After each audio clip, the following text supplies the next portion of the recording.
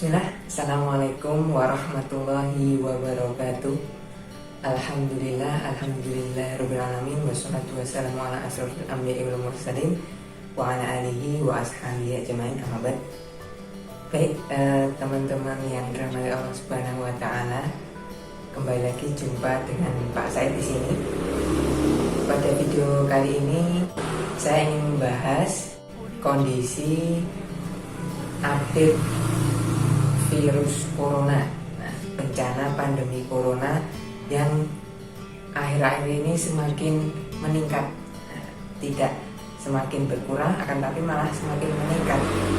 Padahal program pemerintah yang 3M, memakai masker, menjaga jarak dan menjauhi kerumunan, mencuci tangan, nah itu sudah digalakkan, sudah banyak masyarakat itu yang sudah mulai paham, akan tapi semua itu ternyata belum cukup. Belum ditambah dengan program vaksin, entah itu dari AstraZeneca maupun Sinovac ataupun vaksin-vaksin yang lain, ternyata itu juga belum mengurangi tingginya angka positif COVID akhir-akhir ini. Bahkan hari kemarin, hari Senin tanggal 19 Juli, yaitu angka kematian Indonesia itu tertinggi selama pandemi, hampir 1.300-an lebih. Maka dari itu, kemudian kita menghadapi bencana atau pandemi COVID-19 yang terjadi saat ini, maka silahkan disimak sampai video ini selesai. Mungkin ya, selama pandemi ini kita sudah banyak sekali mendengar berita-berita yang simpang siur, yang A ngomong seperti ini, yang B ngomong seperti ini, seolah-olah banyak sekali dan rumit beritanya itu, saling simpang siur, tumpang tindih satu sama lain, yang kita mesti percaya yang mana. Maka kita memang harus menyerahkan segala sesuatu itu pada ahlinya. Ketika sudah ditangani oleh yang bukan ahli, maka perkara itu pasti akan hancur, pasti akan rusak. Kita sebagai umat muslim dalam menyikapi wabah corona ini hendaknya tetap bersikap waspada. Kita tidak boleh bersikap kemudian berlebih-lebihan, kita takut, kita kemudian sholat jamaah aja nggak berani, tholabul ilmi nggak berani, kerja juga nggak berani. Pokoknya semua yang kita lakukan seperti biasanya itu tidak kita lakukan karena alasan takut yang berlebihan. Nah, itu tidak disarankan. Tapi juga jangan kita serta-merta mengabaikan kondisi yang terjadi sekarang ini, kondisi yang terjadi seperti saat ini. Kemudian kita dengan leluasa melenggang sana kemari tanpa memperhatikan protokol kesehatan. Kemudian kita denial itu kayak menolak bahwasanya corona itu memang ada, bahwasanya corona itu adalah konspirasi dan lain sebagainya. Nah, itu justru akan berakibat fatal. Maka kita mengambil langkah di tengah-tengah, tidak berlebihan dalam takut dalam menyikapi virus, tapi juga tidak abai menghadapi virus tersebut. Kita di tengah-tengah, yakni bersikap waspada. Setelah kemudian saya berusaha mengumpulkan berbagai macam informasi dari berbagai sumber, dari para ahli, dari dokter, kemudian dari para herbalis, dari ahli kesehatan, ada juga pendapat para ulama, maka saya simpulkan ketika menghadapi pandemi corona seperti saat ini, maka beberapa hal yang penting, diantaranya yang pertama, kita perkuat iman kita. Yakinlah bahwasanya segala penyakit, segala macam virus, segala macam bakteri, segala sesuatu yang membuat kita sakit itu datangnya dari Allah Subhanahu wa taala. Dan Allah pasti juga menciptakan atau menyertakan obatnya, penyembuhnya. Jadi tidak perlu kita kemudian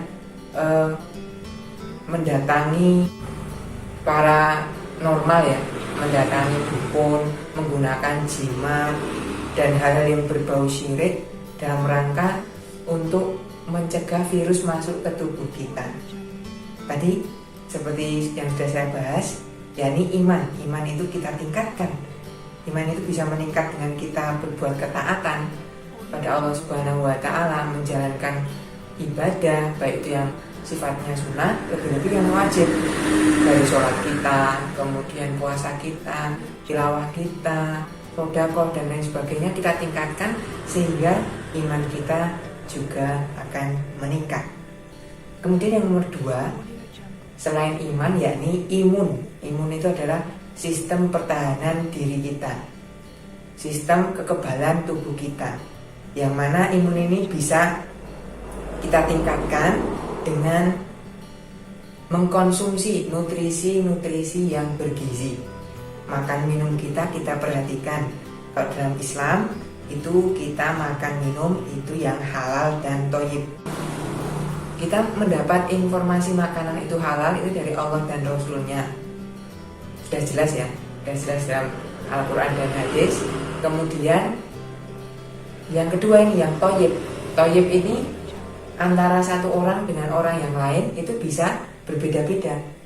Bisa jadi 1 sendok teh gula yang dimasukkan ke dalam segelas kopi itu bisa memberi manfaat bagi orang yang kondisinya sehat walafiat, bisa menambah tenaga, bisa kemudian membuat tidak ngantuk. Akan tapi gula dan kopi tadi ketika dikonsumsi oleh penderita diabetes itu tidak akan mendatangkan manfaat, bahkan bisa membuat gula darahnya semakin tinggi, akhirnya masalah-masalah bertambah, masalah-masalah kesehatan bertambah.